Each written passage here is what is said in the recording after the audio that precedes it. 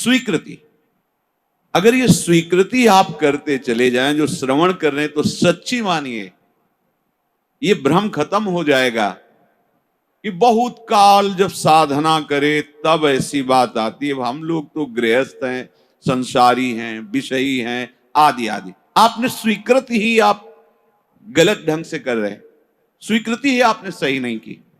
हम गृहस्थ हैं, हम अमुक हैं, हम सब देह भाव की स्वीकृति। प्रभु कह रहे हैं ममैवांशो, तू मेरा अंश है, मेरा बच्चा है, मेरी आत्मा है। फिर ऐसा क्यों आप स्वीकृति नहीं कर रहे कि प्रभु मेरे हैं? सच्ची मानिए प्रभु ही अपने हैं, सच्ची मानिए प्रभु ही हमें बहुत प्यार करने वाले मित्र मिल गए, नहीं तो कोई नहीं है, केवल भ्रम है। इसलिए ये क्षमता आना अति आवश्यक है। हमें तो लगता है कि सबको सत्संग सुनना चाहिए, भगवत प्राप्ति के लिए ही नहीं, समाज में जीने के लिए भी सत्संग की आवश्यकता है। आसुरी बुद्धि पशुता का नाश करने के लिए सत्संग समर्थ है। एक किसान है, हजारों रुपए लगा करके मेहनत करके, बहुत बड़ी मेहनत होती किसान की, बहुत मेहनत होती, बहुत बड़ा तपस्वी होता, वो जान नहीं पाता है अज्ञान की धरा में होने के कारण।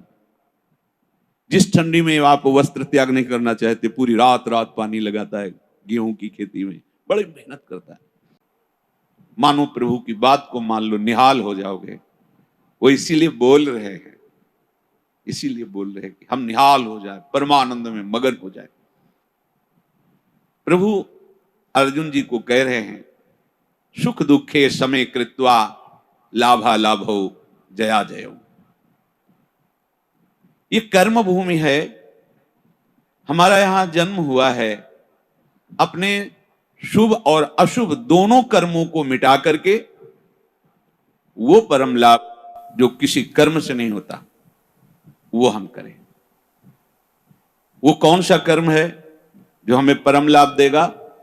तो कह रहे हैं जय और पराजय में समान भाव रखना ही वो समता रूपी महान धर्म है जो तुम्हें बचा लेगा। ये जो प्रभु उपदेश कर रहे हैं, सबके मंगल के लिए उपदेश कर रहे हैं। छोटी छोटी बातें व्यवहार की। हमारा ब्याह हुआ, हमारी भावना में जो पत्नी थी वो वैसी नहीं मिली। अब हम जो सफलता चाहते थे इस क्रिया में, उस सफलता, अब द्वेष शुरू, विषमता आ गई। कैसे कैसे पापाचरण होने लगते हैं, कैसे कैसे पीछे कितनी ऐसी घटनाएं सुनने को मिल। राक्षसी बुद्धि, ये केवल बैरागियों के लिए, विरक्तों के लिए, संतों के लिए प्रवचन होता है, ऐसी बात नहीं। ये सत्संग ऐसी मति बना देगा कि आप समाज में रहते हुए भी बड़े आनंद पूर्वक सबको आनंद प्रदान करने वाले बन जाएंगे। बड़े से बड़ा शुभ कर्म भी फांसी ही है। चाहे सोने की जंजीर से फांसी लगाओ और चाहे रस्सी से फांसी लगाओ, मरोगे तो है ही। ऐसे शुभ कर्म भी फांसी ही है। लोक लोकांतर में भटकना होता है, विश्राम नहीं होता। और अशुभ कर्म तो है ही, कहना क्या है उसको। हर शरीरधारी से ये दो प्रकार की क्रियाएं होती ही हैं।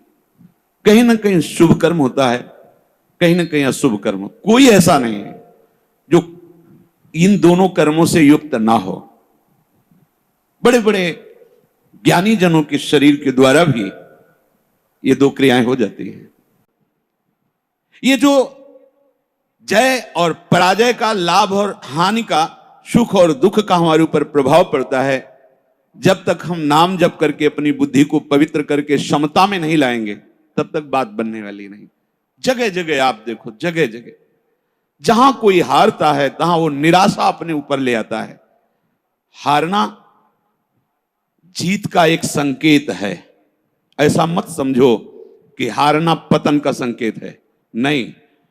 जो उत्साह संपन्न है, जो विवेकवान है, वो देखते हैं कि मैं कहां से हारा, कौन सा वो बिंदु है जहां मैंने चूक कर गया। विवेकवान तुरंत उसे संभालते हैं, आगे चलते। फिर हार होती तो फिर हमें आगे बढ़ना है, ना कि हमें शरीर नष्ट कर देना है। पर वो अपने को अलग कर चुके हैं, वो अपने स्वरूप में स्थित हैं, कर्ता भाव रहित हैं। इसलिए न शुभ उनका स्पर्श करता है, ना अशुभ स्पर्श करता है। वो जान के कोई क्रिया नहीं कर रहे, संकल्प करके क्रिया नहीं कर रहे, स्वाभाविक हो रही। अब उसमें कुछ भी ऐसी घटना घट जाती है तो उसके वो करता नहीं है। इसलिए कहा गया कि जो आत्मज्ञानी महापुरुष है, अगर उसके द्वारा बड़े से बड़ा शुभ कर्म हो जाए तो कोई उसका पुण्य फल नहीं होता, और बड़े से बड़ा कोई पाप कर्म बन जाए तो उसका कोई अपराध नहीं होता, क्योंकि कर्ता भाव से रहित है। ये सबकी समझ में नहीं आएगा, ये आगे की बातें हैं जहां अहंकार समर्पित हो जाता है। ना कि हमें इतना चिंतन बिगाड़ लेना कि डिप्रेशन में पहुंच जाए। हर परिस्थिति हमारे कर्म के अनुसार रची गई है। अब हमको संभालना होगा, उस कर्म के प्रवाह में बहकर हमें नष्ट नहीं होना है। इसीलिए भगवान यहां के ततो युद्धाय युज्यस्व, तुम अपने कर्तव्य कर्म करने के लिए कमर कस के खड़े हो, उत्साह संपन्न बनो, तुम्हें बिल्कुल पाप नहीं लगेगा। नैवम पाप मवाप्स्यसि, बस तुम एक काम कर लो, जय पराजय में समान भाव लाओ। जो आपने माना हुआ लाभ है, अगर हमारा पूर्ण नहीं हो रहा है तो हमें निराश नहीं होना। इस बार हमारा व्यापार सफल नहीं हुआ, इस बार अध्ययन हमारा ठीक नहीं हुआ, इस बार कृषि में हमें कमजोरी, अन्न की प्राप्ति नहीं हो पाई, हमारी खेती कमजोर हो गई, कुछ भी कहीं भी कैसे भी निराश नहीं होना। कैसे नहीं उसको अपराध लगेगा, उसके शरीर के द्वारा हो रहा है। तो जैसे हमारे इस प्रदेश में जितने भी प्राणी वास करते हैं, फिर देश में, फिर हमारे विश्व में, तो हम एक प्रदेश से लेते हैं, कितना अशुभ कर्म होता है और कितना शुभ कर्म होता है। क्या आपको दोनों का दंड मिलता है या पुरस्कार मिलता है? या आपको हर्ष होता है या शोक होता है, या सुख होता है या दुख होता है? नहीं होता। क्यों नहीं होता? क्योंकि हमारा संबंध नहीं। हो तो रहा है, शुभ अशुभ कर्म हो रहा है प्रदेश में, देश में, क्योंकि कोई भी शरीरधारी कर्म किए बिना रह नहीं सकता। रात है तो दिन आएगा, आप धैर्य रखिए, प्रकाश होगा। अंधकार में उबिए नहीं और प्रकाश में फूलिए नहीं, अभिमान मत कीजिए, अंधकार आने वाला है। इसलिए सम, भगवान कह रहे समय कृत्वा, ये बहुत बड़ी विद्या है। अगर कोई कहे निकुंज में जाने के लिए इसकी क्या आवश्यकता है, तो कृपा प्रकरण में पढ़कर देखिए, तीसरे दोहे में, शत्रु मित्र समझानी सम, मान मान अपमान सम, दुख सुख लाभ नहानी। यह जो कृपा, वही प्रभु कह रहे, सुख दुख के समय कृत्वा लाभा लाभ हो जया जय हो। इसको धारण कीजिए। छोटी छोटी सी अनुकूलता में बाधा पड़ने पर हम दुखी हो जाते हैं, हम विक्षिप्त होने लगते हैं, हम बहुत बड़े लाभ का त्याग कर देते हैं। और जो शास्त्र सम्मत कर्म करते हैं वो भगवत मार्ग के पथिक होते हैं। वो साधारण, उनकी गणना नहीं आती शुभ अशुभ में, वो तो भगवत धर्म का पालन करने वाले होते हैं। वो तो महात्मा होते हैं, भक्त जन होते हैं, प्रेमी जन होते हैं। वो त्रिगुणातीत अवस्था की तरफ उनकी गति होती है। पर साधारण प्राणी प्रायः क्रिया किए बिना रह नहीं सकता। क्रिया होती है, और क्रिया जब अहम से होती है तो कहीं ना कहीं लाभ बुद्धि, सुख बुद्धि होती है। इसके कारण वो ये समझ नहीं पाता है कि धर्म है कि अधर्म है, और बढ़ता चला जाता है। कहीं खूब पापाचरण होते हैं, कभी कोई संयोग बन गया तो पुण्याचरण भी होते हैं। लेकिन आपको क्या फर्क पड़ता है? छोटी सी मनोनुकूल वृत्ति के विरोध होने पर, जबकि वो महामंगल विधान है, आपको समझ में नहीं आ रहा, आप इतने असंतुष्ट हो जाते हैं, इतने हार जाते हैं, इतने निराश हो जाते हैं कि परम लाभ का मार्ग ही छोड़ दिया। ये जरूरी है, जरूरी है। जैसे ये उपदेश जब होते हैं तो प्रश्न भी होते हैं कि कब तक सहें, कब तक सहें? जब तक भगवत प्राप्ति नहीं हो जाती, जब तक भगवत साक्षात्कार नहीं हो जाता, तब तक आप सहो। सहत सहत बाढ़े भगति। इसका परिणाम क्या होगा? हम तो बड़ा दुख सह रहे हैं, अपमान सह रहे हैं, विषमता सह रहे हैं, इसका परिणाम क्या होगा? तो भगवान कह रहे बिल्कुल निश्चिंत रहो। पूरे विश्व में दोनों प्रकार के कर्म हो रहे हैं, आपको क्या फर्क पड़ता है? कुछ नहीं। क्यों? क्योंकि उसका हमारा कोई संबंध ही नहीं है। समझ लीजिए।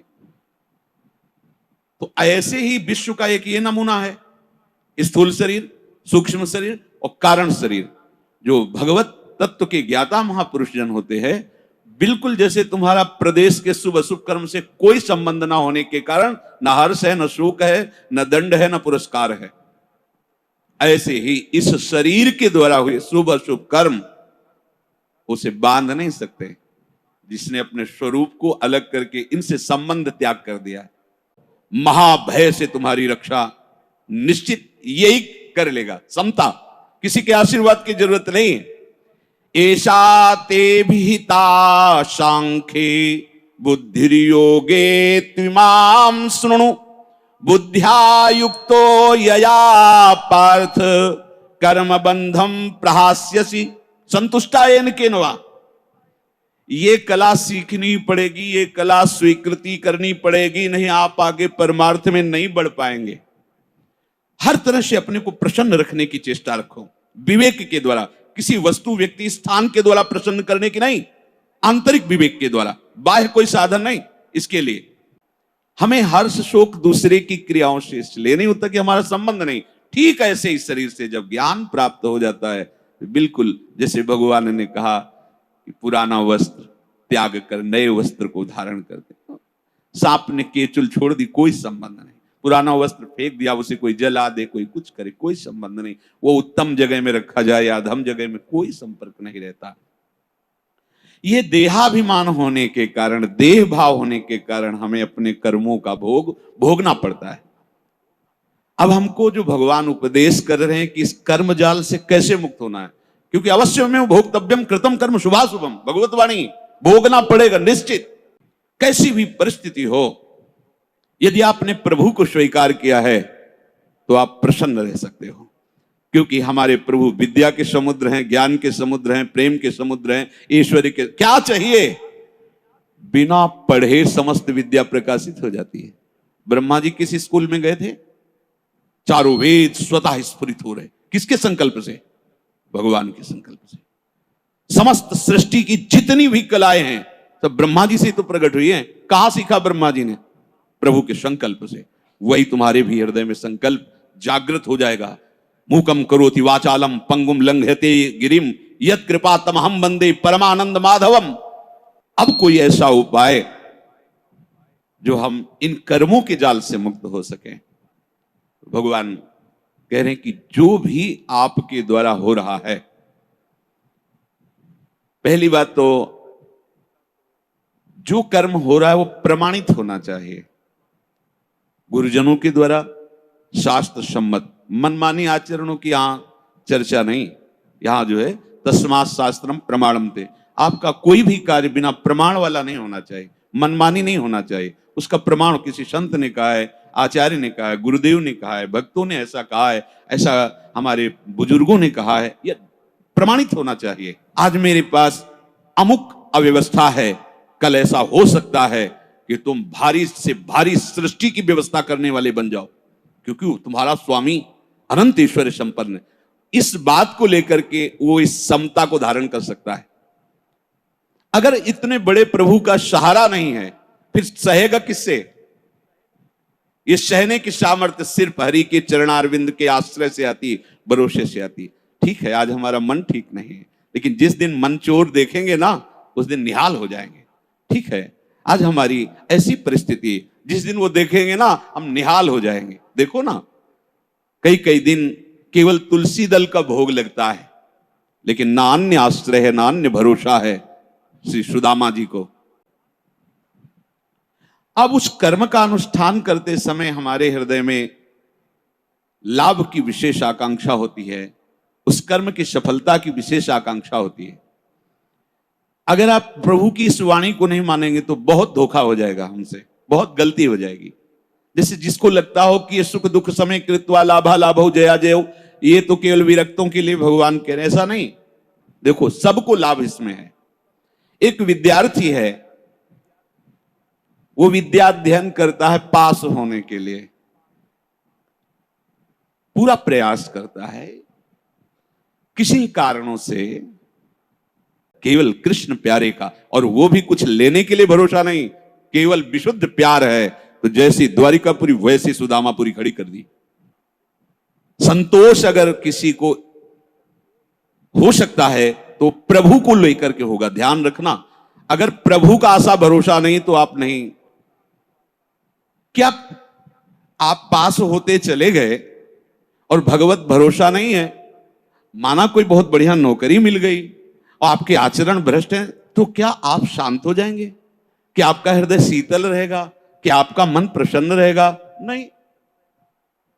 नाना प्रकार की भोग सामग्रियां और सम्राट पद, दुनिया का ऐश्वर्य मिल जाए, पर हरि चरणों से संबंध नहीं है तो विश्राम नहीं मिल सकता। खेल में ज्यादा बुद्धि होने से, प्रमाद बुद्धि होने से, या प्रयासरत है उतना मानसिक प्रबलता ना होने से चूक हो गई, उत्तर नहीं दे पाया और परीक्षा में फेल हो गया। अब ये सूत्र उसको पता नहीं है, न घर वालों को पता है। अब वो उसे बोलते हैं कि इतना रुपया लगाया, इतनी फीस भरी और तू फेल हो गया, मानसिक उसके ऊपर दबाव डालते हैं। वो शास्त्र ज्ञान से रहित, विवेक रहित बालक विचार करता है, घर वाले भी असंतुष्ट हैं और पास भी नहीं हो पाया, अब क्या करें? बोले मर जाना अच्छा है। तब लगी कुशल न जीव कहूं, सपने हूं मन विश्राम, जब लगी भजत न राम को, शोक धाम तज काम। इसलिए ये सूत्र हृदय में धारण ही करो कि तुम्हें सहना है। सहनशील ही समता को धारण कर सकता है। कभी अपमान की परिस्थिति हो सकती, कभी मान की परिस्थिति हो, कभी सुख की, कभी दुख की, कभी लाभ की, कभी हानि की। अगर हमारे हृदय में भगवत आश्रय नाम जब चल रहा है तो बड़ी से बड़ी हानि में भी आपको शोक नहीं होगा, दुख नहीं होगा। बात समझ लीजिए। अपने को पता है कि मेरे प्रभु के चरणों को महालक्ष्मी सहलाती रहती है। हमारे पास वस्त्र भी नहीं, भोजन भी नहीं, वास भी नहीं है, पर मुझे पता है मेरा मालिक कैसा है। देखो, कई ऐसी घटनाएं सुनने को मिलती कि अमुक विद्यार्थी फेल हुआ तो उसने आत्महत्या कर ली। ये क्यों हुआ? ये विवेक ना होने के कारण। ठीक है, इस बार फेल हुए हैं तो अगली बार हम प्रयास करें जहां हमारी कमी रही। अगली बार भी फेल होते हैं तो केवल पढ़ करके, विद्या या अध्ययन करके ही जीवन रखना होता है क्या? अगर विद्या नहीं है तो वो जीवन नहीं है। अरे भाई, ऐसा नहीं है। जीवन नष्ट करने का अधिकार तुम्हारा नहीं। किसी कार्य में असफलता होने पर अगर हम अपने जीवन को नष्ट कर देते थे तो बहुत बड़ा अपराध बन गया, बहुत बड़ी दुर्गति का कारण बन गया। हमें जो अवसर मिला था उन्नति का, हम अवनति में बदल दिया, बहुत बड़ी हमारी पराजय हो गई। अगर इनका भरोसा ले तो फिर आप ये धारण नहीं कर पाओगे। कौन सा ज्ञान ऐसा है जो हरि चरणों का आश्रय लेने वाले के हृदय में स्फुरित ना हो जाता हो? ये तो एक निमित्त मात्र होता है। जो स्वयं स्फुरित होता है वो हरि पढ़ाते हैं अंदर से बैठ करके, तभी वो माया के बंधनों से मुक्त हो। ये विश्वास मानो। चाहे आप गृहस्थ हो, चाहे विरक्त हो, विद्यार्थी हो, व्यापारी हो, किसान, कोई भी हो, बिना हरि का आश्रय लिए आप विश्राम को प्राप्त नहीं हो सकते। आप सुख चैन के लिए जीवन व्यतीत कर देते हैं, लेकिन कहीं सुख चैन नहीं मिलता। अपार ऐश्वर्य का स्वामी है, जिस दिन नजर हुई निहाल हो जाएंगे, दूसरे की तरफ वो ताकता नहीं। उस परिस्थिति में भी, ये हम सकामी भक्ति की बात कर रहे हैं, उस परिस्थिति में भी वो मस्त रहता है। जिस दिन मालिक की नजर हो जाएगी निहाल हो जाएंगे। अगर प्रभु का भरोसा नहीं है तो ये कोई भी बात धारण नहीं होगी, क्योंकि संसार के प्रवाह में तुम बहते चले जाओगे। टिकने के लिए तो कुछ होना चाहिए ना। तो ये गोरे चरणारविंद ऐसे हैं हमारे आराध्य देव के कि इनका भरोसा लोगे तो निहाल हो जाओगे। निश्चित हर कदम आपका विश्वास प्रबल होता चला जाएगा। आप हरि आश्रित हो जाओगे। क्या चाहिए? निहाल हो जाओगे, निहाल हो जाओगे। जैसे कहते अब कृत्य कृत्य भयो, निहाल हो जाओगे। आज तक कोई ऐसा उदाहरण नहीं हुआ कि प्रभु का आश्रय लिया हो और वो ये विचार करके कहे कि धोखा हो गया, हमारा जीवन व्यर्थ चला गया। ऐसा नहीं, आज तक नहीं।